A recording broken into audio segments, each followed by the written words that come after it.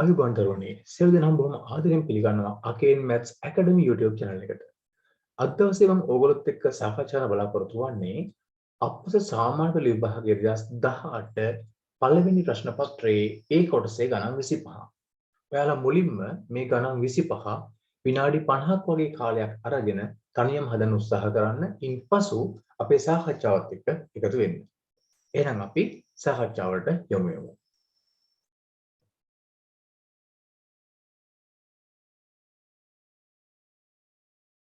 right. අපි පළවෙනි ගැටලුව. පළවෙනි ගැටලුව දීලා තියෙන්නේ මිනිස් දින සම්බන්ධ ගැටලුවක්.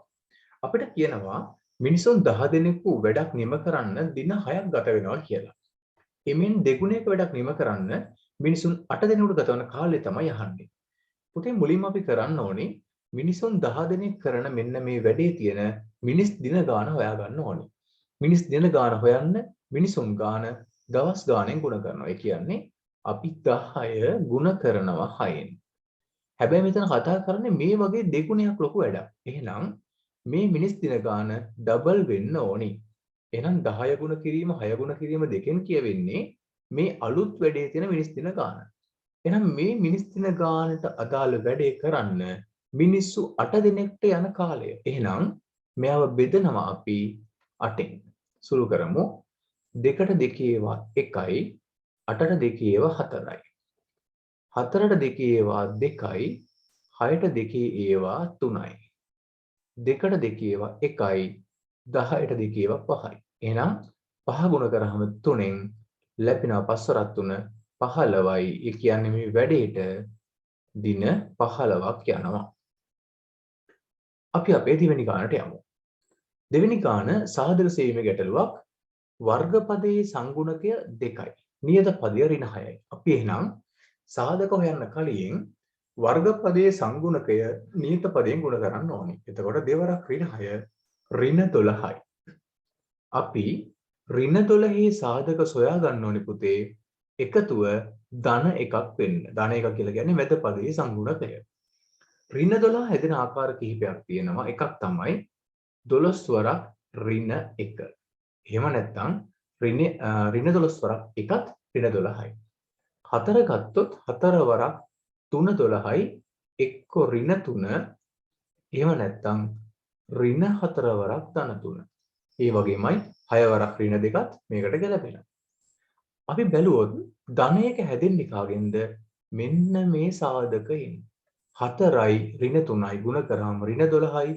4ෙන් 3ක් ගියාම ධන 1යි. අපි එහෙනම් 4යි 3යි මෙතෙන්ට ගමු.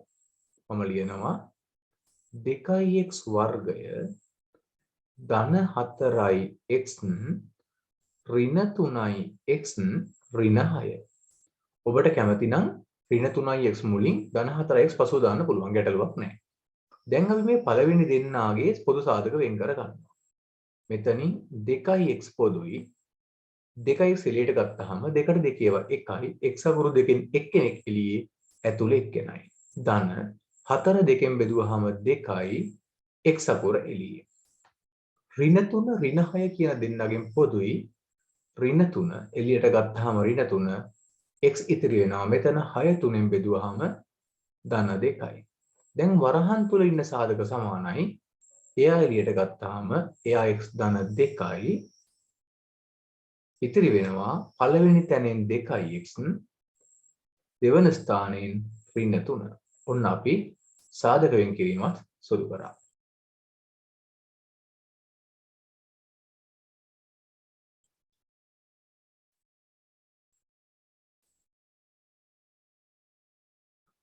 අපේ තුන්වෙනි ගැටලුව. දී ඇති රූපයේ තොරතුරු අනුව x වල අගය අහනවා.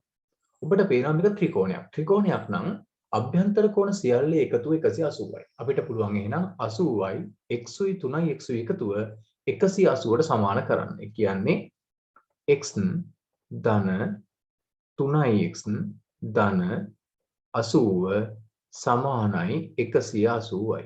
හේතුව ත්‍රිකෝණයක අභ්‍යන්තර කෝණ. දැන් 3යි xුයි x එකතු කරාම 4යි x 180ෙන් 80ක් ගියපුවාම අංශක 100යි. x කියලා කියන්නේ 104න් බෙදුවාම 25යි. ප්‍රශ්න අංක 4.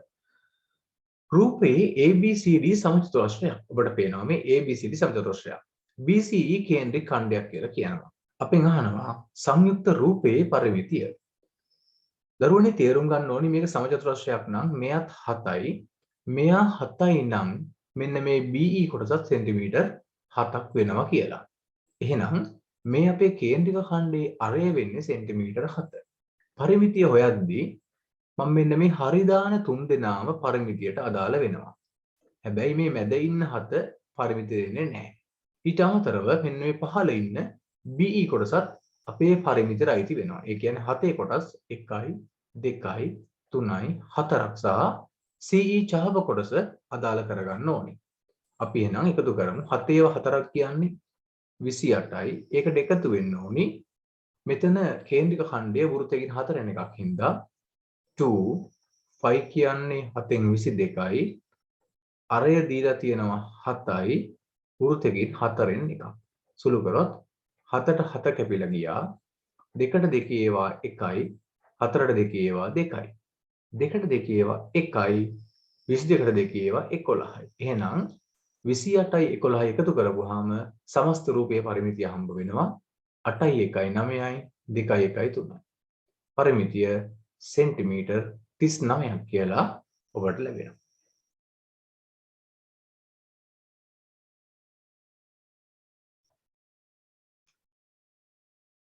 right. අපි යනවා 4 වෙනි ගැටලුවට. තමයි 5 වෙනි ගැටලුවට. 5 වෙනි ගැටලුව භාග ගැටලුවක්. වීජීය භාග. බලන්න පුතේ වීජීය භාග එකතු කිරීම හෝ අඩු කරන්න නම් හරය සමාන වෙන්න ඕනේ. නමුත් මෙතන හරය සමාන නැහැ. එක්කෙනෙක් x අනිත් කෙනා 2x. ඔබට පේනවා මේ පළවෙනි හරය දෙකෙන් ගුණ කරොත් එයා 2x වෙනවා. ඒ නිසා පොදු හරය වෙන්නේ කවුද? 2x. x 2x වෙන්නේ දෙකෙන් ගුණ වෙලා එහෙනම් 4 දෙකෙන් ගුණ කරාම දෙවරක් 4 8යි ඍණ 2x වෙනසක් වෙලා නැහැ. ඒ නිසා ලවයත් එලෙසම පවතිනවා. 8න් එකක් ගියාම 7යි හරය 2x. ප්‍රශ්න අංක 6. ABC සරල රේඛාවක් කියලා කියනවා. සරල රේඛාවක් නම් අපි දන්නවා A මත බද්ධ කෝණ එකතුව 180යි. දීලා තියෙන තොරතුරු අනුව DAB කෝණයේ විශාලත්වය අහනවා. මුලින්ම හොයාගන්න පුතේ DAB කියන්නේ කවුද කියලා. DAB කියන්නේ මම මෙන්න මේ නිල් පාටින් සලකුණු කරන කෝණය. ඔබට පේනවා මෙන්න මේ DBC ත්‍රිකෝණය සමද්විපාද ත්‍රිකෝණයක්. එහෙනම් මෙන්න මෙයත් අංශක 30ක් වෙනවා. හේතුව සමද්විපාද ත්‍රිකෝණයක සමාන පාද ඉස්සරහින් ඉන්න කෝණ සමානයි. 30යි 30යි එකතු කරපුවාම ඔබට මතක් වෙන්න ඕනේ ත්‍රිකෝණයක පාදයක් දික් කිරීමෙන් සෑදෙන බාහිර කෝණය අභ්‍යන්තර සම්මුඛ කෝණයට විරුද්ධ සමානයි. ඒ කියන්නේ 30යි 30යි එකතු කරාම මෙන්න මේ 60ට සමාන වෙනවා. අහන්නේ DAB. මේ DB සහ AD පාද සමානයි. සමද්විපාද ත්‍රිකෝණයක සමාන පාද ඉස්සරහින් ඉන්න කෝණ සමානයි. ඒ නිසා මෙයත් අංශක 60ක් වෙනවා. අපි ඔක ලියන්නේ කොහොමද? අපි ගමු මෙහෙම. DB සමානයි BC නිසා BDC කෝණය අංශක 30යි. ඊළඟට ABD කෝණය, ඒ කියන්නේ මෙන්න මේ කෝණය සමාන වෙනවා අංශක 60යි. අපිට හේතුව කිව්ව හැකි බාහිර කෝණ ප්‍රමේය.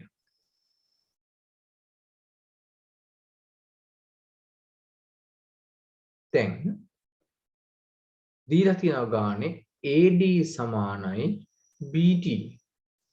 එම නිසා BAD කෝණය, එහෙම නැත්නම් ගානේ දෙන DAB කෝණය, DAB කෝණය සමානයි අංශක 60යි.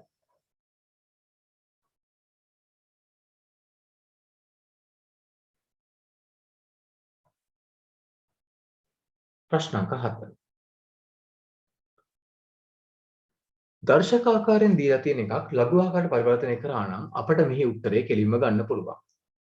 26.3 කියලා කියන්නේ 10 1.4 දෙවෙනි බලය කියලා කියනවා. එහෙනම් මේක ලඝු ආකාරයට පරිවර්තනය කරොත් ලඝු 10 පාදයට 1.42 සමානයි 26.3යි. අපෙන් එහෙනම් කෙලින්ම අහන්නේ 10 පාදය තමයි LG කියලා කියන්නේ. එහෙනම් පිළිතුර 26.3යි. ප්‍රශ්නක 8 වර්ගඵලයේ 880ක් වූ ඍජු කෝණාශ්‍රාකාර කඩදාසියක් පතුලේ අරේ 14ක් වූ ඝන ඍජු වෘත්ත සිලින්ඩරයක වක්‍ර පෘෂ්ඨය හරියට වැසෙන සියලව ඇත. ඒ කියන්නේ අපි සිලින්ඩරේ මතක් කරගත්තොත් මේ වගේ රූපයක්නේ. මේ රූපයේ මෙන්න මේ වක්‍ර කොටස වැහෙන්න තමයි මේ කාඩ්බෝඩ් එක අරලා තියෙන්නේ. එහෙනම් මේ වක්‍ර කොටසේ වර්ගඵලය කාඩ්බෝඩ් එකේ වර්ගඵලයට සමාන වෙන්න ඕනේ. එහෙමනම් වක්‍ර පෘෂ්ඨ වර්ගඵලය ලැබෙනවා 2πrh. ඒක තමයි 880 වෙන්න ඕනේ. අපි එන සමාන කරලා බලමු. 2 කියන්නේ 7න් 22යි.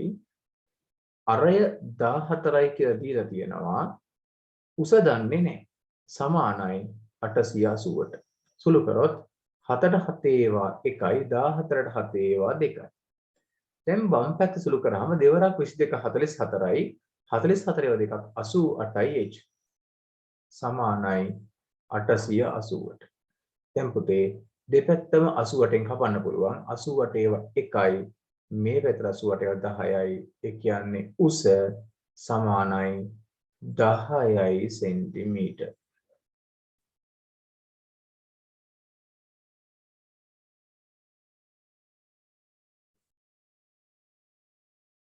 අපි යන ප්‍රශ්න අංක 9ට. ABCD යන වෘත්තයේ මත පිහිටි ලක්ෂ 4ක්. දී තොරතුරු අනුව DEC කෝණයේ විශාලත්වය අහනවා. මුලින්ම මම ඉස්සෙල්ලා කිව්වා වගේ DEC කෝණය කවුද කියලා හොයාගන්න. DEC කියලා කියන්නේ මම මෙන්න මේ සලකුණු කරන කෝණය. එහෙනම් මේ කෝණේ අගය තමයි ඔබ හොයන්න ඕනේ. බලමු අපිට එතෙන්ට යන්න පුළුවන් පාර මොනවද කියලා. ඔබට පේනවා දරුවෝ මෙන්න මේ අංශක 40යි කියලා තියෙනවා. DBC කෝණයේ අංශක 15යි කියලා තියෙනවා.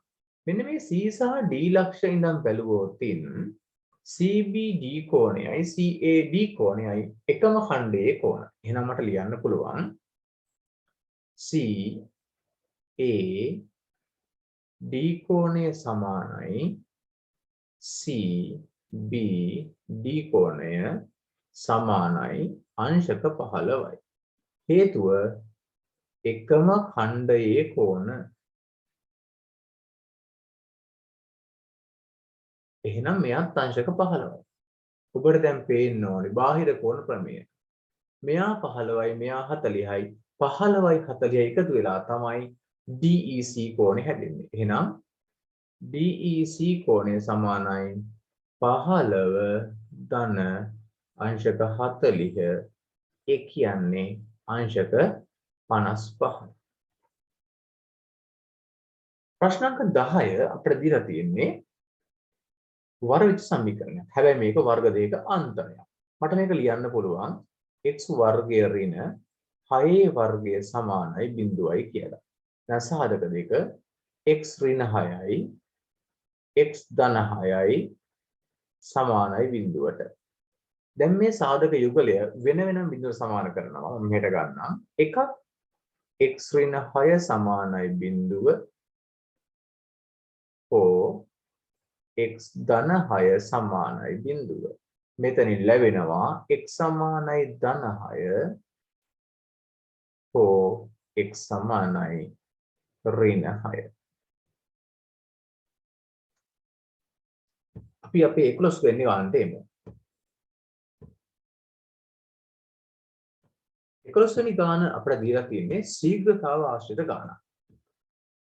ගාන කියනවා ඒකාකාර වේගයෙන් ජලය ගලා යන නලයකින් ධාරිතාව ලීටර් 480ක් වූ ටැංකියක් සම්පූර්ණයෙන්ම ජලයෙන් පිරලා යන්න මිනිත්තු 8ක් ගත වෙනවලු.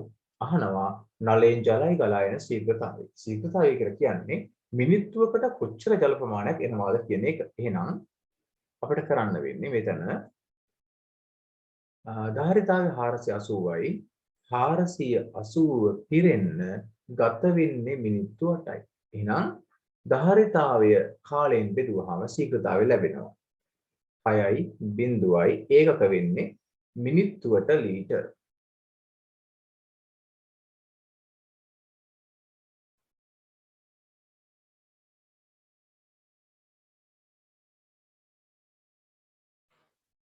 අපි යනවා 12 වෙනි ගැටලුවට. 12 වෙනි ගැටලුවේ කියන්නේ සුදුසු වචන යොදා හිස්තැන් පුරවන්න. සමාන්තර ආශ්‍රයක මතක් කරගන්න සම්මුඛ මොනවද සමාන? එක්කෝ සම්මුඛ පාද එහෙම නැත්නම් සම්මුඛ කෝණ. මේ දෙකොල්ලම සමාන්තර ආශ්‍රය සමාන වෙනවා. සමාන්තර ආශ්‍රයක එක් එක් විකර්ණය මගින් එහි සමච්ඡේදය වෙන්නේ මොකද්ද? වර්ගඵලය. අංක 13. 1 සිට 6 තෙක් අංක යොදා ඇති සමබර ධාතු කැටයක් පෙරලීමේදී දෙකෙහි ගුණාකාරයක් හෝ තුනෙහි ගුණාකාරයක් හෝ ලැබීමේ සිද්ධියේ සම්භාවිතාව සොයන්නලු.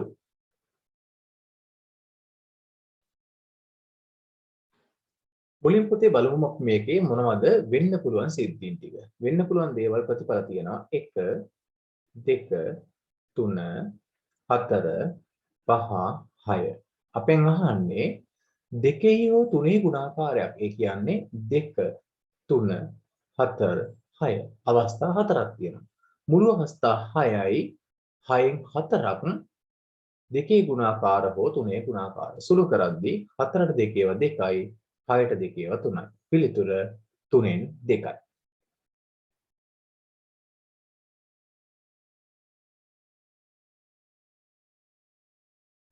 අපේ 14 වෙනි ප්‍රශ්නය. රූපයේ දැක්වෙන වෘත්තයේ විස්කම්භය PQ වේ. විස්කම්භය PQ නම් ඔබට මතක් වෙන්න ඕනේ සැනින් අර්ධ වෘත්ත ඛණ්ඩයේ කෝණය එනම් මේක අංශක 90යි කියලා සලකුණු කරගන්න. දීර්ඝ තොරතුරු අනුව x වලගේ අහනවා. දැන් පුතේ මේක අංශක 90යි. PQ විස්කම්භය. ඔබට පේනවා මේ PQRS කියන ලක්ෂ හතර තියෙන වෘත්තය මත. එහෙනම් PQRS කියලා කියන්නේ වෘත්ත චතුරස්‍රයක්. එසේනම් වෘත්ත චතුරස්‍රයක සම්මුඛ කෝණ පරිපූර්ණක හින්දා මෙන්න මේ Q කෝණය අංශක 70ක් වෙන්න ඕන. එහෙමනම් දැන් ඉතුරු වෙලා තියෙන්නේ PQR බැලුවම පේනවා ත්‍රිකෝණයක අභ්‍යන්තර කෝණ තුන එකතුව 180 මතක් වුණොත් x හොයාගන්න පුළුවන්. එහෙනම් අපි ලියමු මෙන්න මෙහෙම. PRQ කෝණය අංශක 90යි. හේතුව අර්ධ වෘත්ත ඛණ්ඩයේ කෝණය. අර්ධ වෘත්ත ඛණ්ඩයේ කෝණය. ඊළඟට PQR කෝණය සමානයි අංශක 70යි.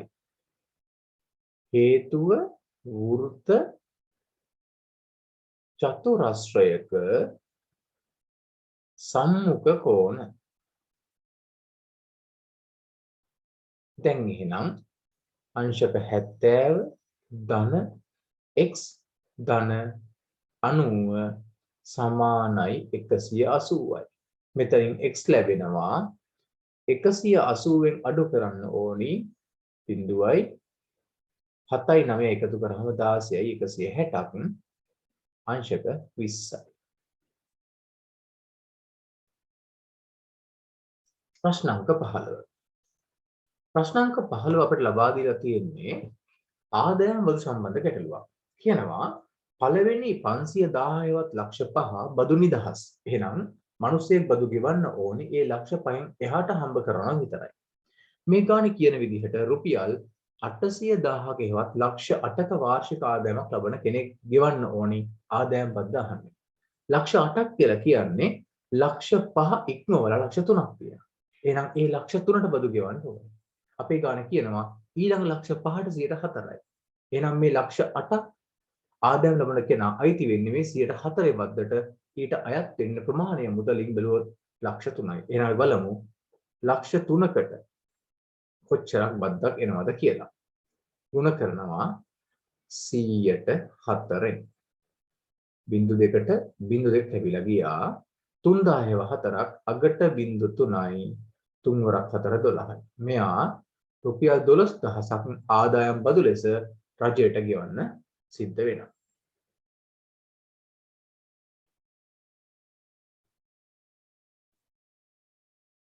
ප්‍රශ්න අංක 16. මෙහි දැක්වෙන්නේ අරය 7ක් වූ අර්ධ වෘත්තයකින් හා ත්‍රිකෝණයකින් සමන්විත සංයුත රූපයක්. අපෙන් අහනවා වර්ගඵලය. මේ වර්ගඵලය හොයන්න නම් පුතේ ඔබට සිද්ධ වෙනවා මෙන්න මේ අර්ධ වෘත්තයේ වර්ගඵලය සොයන්නයි ත්‍රිකෝණයේ වර්ගඵලය සොයන්නයි. අපි එහෙනම් අර්ධ වෘත්තයේ වර්ගඵලය හම්බ වෙන්නේ 5r වර්ගය ගුණ කිරීම දෙකෙන් එක. 5 කියන්නේ 7න් 22යි. මෙහි අරය 7යි කියලා දීලා තියෙනවා. 7 ගුණ කිරීම 7 භාගයයි.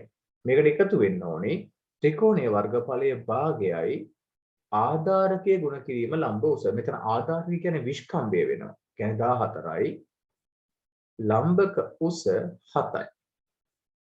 සුළු කරොත් 7ට 7 කැපිලා යනවා. 2ට 2 ඒවා 1යි 22ට 2 ඒවා 11යි. 2ට 2 ඒවා 1යි 14ට දෙවරක් 7යි. සුළු කරපුවාම 7 වරක් 11 77යි. එකතු කිරීම 7 වරක් 7 49යි. 49 77යි එකතු කරමු. 7යි 7යි 14යි 2යි 16යි 7යි 4යි 11යි 1යි 12යි වර්ග සෙන්ටිමීටර් අපේ මුළු රූපයේ වර්ගඵලය.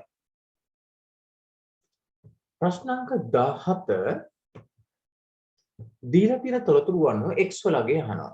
බලන්න පුතේ හොඳින් රූපය දිහා. ඔබට මේ විශාල ත්‍රිකෝණයක් පේනවා. මේ අංශක 100 ඉන්න එක ත්‍රිකෝණයක්. මේ තියෙන්නේ පාද දෙකක මධ්‍ය ලක්ෂ. එහෙනම් ඒක යා කරන රේඛාව තුන්වෙනි පාදයට සමාන්තරයි. ලකුණ දාගන්න සමාන්තරයි. දිගෙන් එයාගෙන් භාගයයි. සමාන්තරයි නම් මේක 100ක් වෙච්ච ගමන් මෙයත් අංශක 100යි. මෙයා 100යි නම් ඔබට පේනවා ත්‍රිකෝණයක පාදයක් දික් කිරීමෙන් සෑදෙන බාහිර කෝණය තමයි 100. 100 සමානයි අභ්‍යන්තර සම්මුඛ කෝණ දෙකේ එකතුව. ඒ කියන්නේ x එකතු කිරීම අංශක 20 සමාන වෙනවා 100ට. x සමානයි 100න් 20ක් ගියාම අංශක 80යි.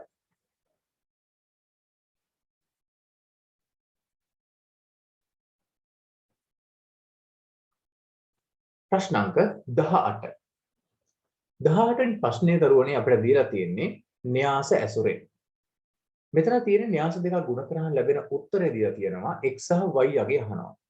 x සහ y යගේ හොයා ගණන් වාට මේ න්‍යාස දෙක ගුණ කිරීම අනිවාර්යයෙන් සිද්ධ කරන්න වෙනවා. එහෙනම් ගුණ කරද්දී පේලි තීරු ඔය ක්‍රමයටයි ගුණ කරන්නේ. එහෙනම් මම මේක ලියනවා මෙන්න මෙහෙම. 2 ඍණ 1 කියන කෙනාව ගුණ වෙන්න ඕනේ පුතේ 1 ඍණ 2කින්. මෙන්න මේ දෙන්නගේ. ඊළඟට ඊළඟ පදේ හැදෙනවා 2 ඍණ 1 ආයේ ගුණ වෙනවා 3 1කින්. ඊළඟට බිඳුව 3 ගුණ වෙනවා 1 ඍණ 2කින්. බිඳුව 3 ආයේ ගුණ වෙනවා 3 1කින්. මේ ක්‍රමයට තමයි න්‍යාසය නිර්මාණය වෙන්නේ. අපි සුළු කළෙමුකෝ. ගුණ සුළු වෙද්දී මෙන්න මේ දෙක ගුණ වෙනවා මෙන්න මෙයාගෙන් මෙයා ගුණ වෙනවා මෙයාගෙන් ඒ දෙන්න එකතු වෙනවා. ඒ කියන්නේ දෙවාරයක් එකට එකතු වෙනවා ඍණ 1 වාරයක් ඍණ 2. ඊළඟට මෙතන 2 3න් ගුණ වෙනවා ඍණ 1 1න් ගුණ වෙනවා. ඒ කියන්නේ දෙවාරයක් 3 ධන ඍණ 1 වාරයක් 1 පහළ බිඳු වාරයක් 1 එකතු කිරීම 3 වාරයක් ඍණ 2. ඊළඟ පොයින්ට් එක මෙතන බිඳු වාරයක් 3ට එකතු වෙනවා 3 වාරයක් 1. මෙතකොට තමයි ගුණ කරන න්‍යාසය හම්බ වෙන්නේ. සුළු කරොත් දෙවරක් 1 2යි ඍණ දෙවරක් ඍණ 1 ධන 2යි. බිංදුවරක් 1 බිංදුවයි තුන්වරක් ඍණ 2 ඍණ 6යි. මෙතන දෙවරක් 3 6යි ඍණ 1. තුන්වරක් බිංදුව බිංදුවයි ධන 3. මෙන්න මේ උත්තරයේ අවසාන සුළු කරොත් සමාන වෙන්නේ x y ඍණ 6යි 3යි. ඔබට දැන් පේනවා පහළ ඉන්න ඍණ 6යි 3යි දෙපැත්තෙම සමාන වෙලා. එහෙනම් x මෙයාට සමාන වෙන්න ඕනි y මෙයාට සමාන වෙන්න ඕනි. එහෙනම් x සමානයි ධන 2යි ධන 2යි කියන්නේ ධන 4යි. y සමානයි කියන්නේ 6න් එකක් ගියාම 5යි. ඊටමත් හොඳ න්‍යාස ගැටලුවක්. ප්‍රශ්න අංක 19 රූපයේ වෘත්තයේ කේන්ද්‍රය O. කේන්ද්‍රය O. තොරතුරු අනුව OCB කෝණය අහනවා. ඔබ පැහැදිලිව OCB හඳුනා ගන්න. OCB කියන්නේ මම මෙන්න මේ පාට කරන කෝණය. මෙයා තමයි හොයන්න තියෙන කෝණය.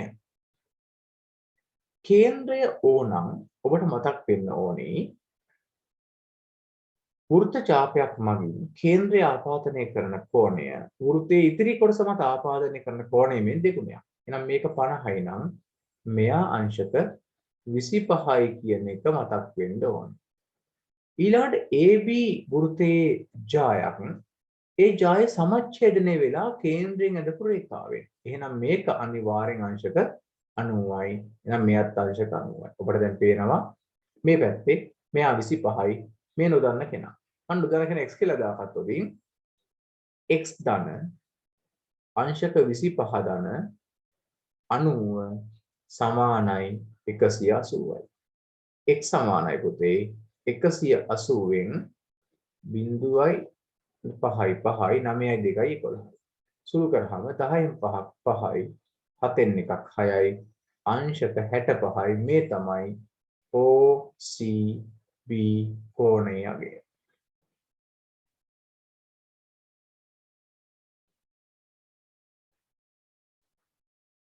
අපි යනවා 20 වෙනි ගැටලුවට. 20 වෙනි ගැටලුවෙන් අහන්නේ දීර්ඝ තොරතුරු අණුව. මේ තියෙන තොරතුරු අණුව A' මේලය B' කුලකය එහි අවයව ඇසුරෙන් ලියන්න කියනවා. පුතේ මුලින්ම A' හොයාගන්න ඕනේ. A' කියලා කියන්නේ මෙන්න මේ A කුලකය. ඔබට මේ මම අඳින A කුලකය පේන්නේ නැහැ කියලා හිතන්නකෝ. A නැති වුනහම ඔබට පේන්නේ මොකද්ද? A වැහුනහම පේනවා 3යි 5යි. ඊළඟට B' කියන්නේ මොකද්ද? B' කියලා කියන්නේ B නෑ කියලා හිතුවොත් ඉතුරු කට්ටිය B වැහිලා ගියොත් එහෙම ඔබට පේන්නේ කවුද? 4යි 5යි. කලින් පෙවුනේ 3යි 5යි දැන් පේන්නේ 4යි 5යි. අහන්නේ A' මේලය B'. එහෙනම් A' හෝ B' හෝ අයිති කට්ටිය. A' කිව්වහම අපිට අයිති වුණා 3යි 5යි. B' කිව්වම අයිති වෙනවා 4යි 5යි. මොනින් තේරුම් ගන්න A' කිව්වහම අයිති උනේ කවුද? 3යි 5යි. B' කිව්වම අයිති උනේ කවුද? 4යි 5යි. මේ දෙකෙන් මේලේ කියන්නේ ඔය සියලුම දෙනා. ඒ කියන්නේ 3යි 4යි 5 තමයි අපේ පිළිතුර විය යුත්තේ. ප්‍රශ්න අංක 21. පළවෙනි පදය 8යි පොදු අනුපාතය 2 වූ ගුණෝත්තර ශ්‍රේණියක 7 වෙනි පදය 2 බලයක් ලෙස ලියන්නලු. ගුණෝත්තර ශ්‍රේණියක පදේ ලැබෙන්නේ පොතේ Tn සමානයි AR n ඍණ 1න්. අපි මෙතන අහන්නේ 7 වෙනි පදේනේ කියන්නේ T7. ඒගොල්ලෝ කියනවා පළවෙනි පදේ 8යි. ඒ කියන්නේ A 8යි. පොදු අනුපාතය 2යි 7 වෙනි පදේ නම් 7න් එකක් අඩු වෙන්න ඕනේ කියන්නේ 6යි. දෙකේ බලයක් 8 කියන්නේ දෙකේ 3 වෙනි බලය වරක් දෙකේ 6 වෙනි බලය. සුළු කරපුවාම දෙකේ 9 වෙනි බලය.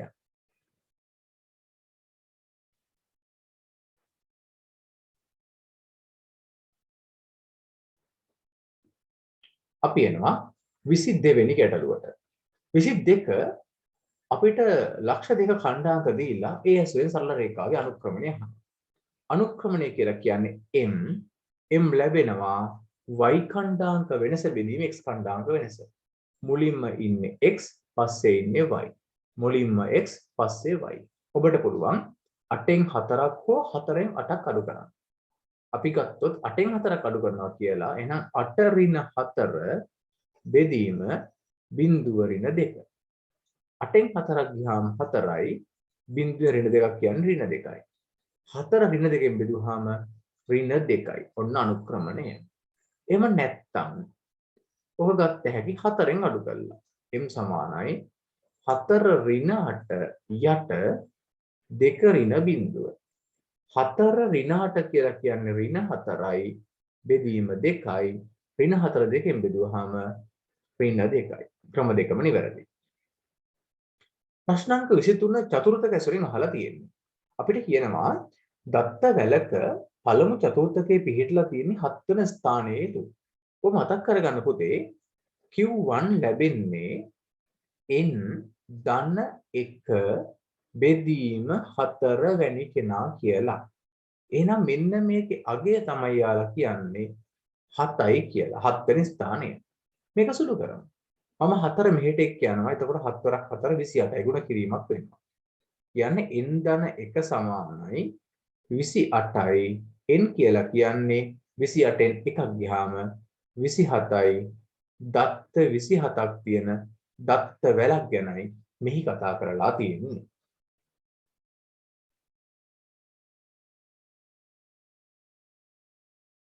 අපි 24 වෙනි ප්‍රශ්නෙට එමු. 24 අපිට දීලා තියෙන්නේ වීජීය භාග බෙදීමක්. වීජීය භාග හෝ ඕනෑම භාග බෙදීමක් වෙනකොට අපි කරන්නේ පරස්පරයෙන් ගුණ කරන එක. එහෙනම් මේක ලිව්වොත් 3යි a යට 10යි b ගුණ කරන්න ඕනේ 5යි b යට 9යි. සුළු කරොත් b ට b කැපිලා යනවා. 5ට 5 ඒවා 1යි 10ට 5 ඒවා 2යි. 3ට 3 ඒවා 1යි 9ට 3 ඒවා 3යි. මෙතනින් එහා සුළු වෙන්නේ නැහැ. උඩ ඉතිරි වෙන්නේ a යට දෙවරක් 3 6යි. a බෙදීම 6යි.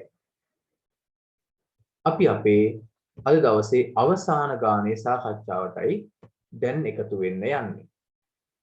අවසාන ගානෙන් කියවෙනවා දියති රූපේ ABCE සමාන්තරාශ්‍රයක් ලෝ. ABCE සමාන්තරාශ්‍රයක්. සමාන්තරාශ්‍රයක් නම් ඔබ මතක් කරගන්න පුතේ සම්මුඛ පාද සමානයි, සම්මුඛ කෝණ සමානයි, විකර්ණ මගින් වර්ගඵලයේ සමච්ඡේදනය වෙනවා කියලා. ඊළඟට ABCD ලක්ෂ 4 වෘත්තයේ මතලු.